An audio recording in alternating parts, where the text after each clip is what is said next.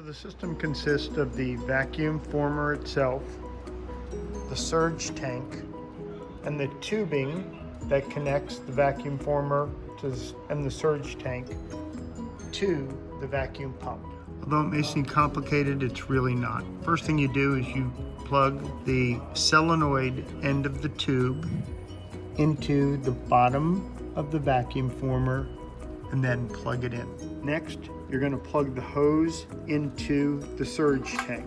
And finally, you're going to take the other portion of the hose and you're going to plug that into the fitting that goes onto your vacuum pump. So once the tubing is connected to the vacuum pump and the tubing is connected to the surge tank and the solenoid end of the tubing is connected to the vacuum former itself, you're ready to go. The moment you plug the vacuum former in, it's going to start heating. So the only way to disengage the heat is to unplug the vacuum former. So please don't leave it plugged in or it will continue to heat. Now you're ready to start vacuum forming. Just take your plastic. I have some just very thin plastic here. It can use obviously much thicker plastic, but you put that between the top frame, lift it up, use the piece on the side to actually hold the frame in place. It'll start heating immediately.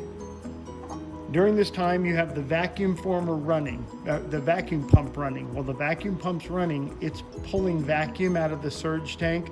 The surge tank is what's used to really do a quick draw of the air out from around the piece and pull the plastic into place. So during that time, you can place your items on the platen that you can see that the plastic starts drooping. Once it droops about a half an inch, you're ready.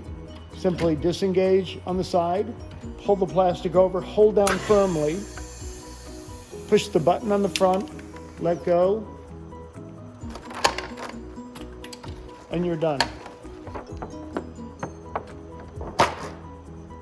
And the final portion of this is do not forget to turn off the power to the vacuum former, because it's the power that actually controls the heat.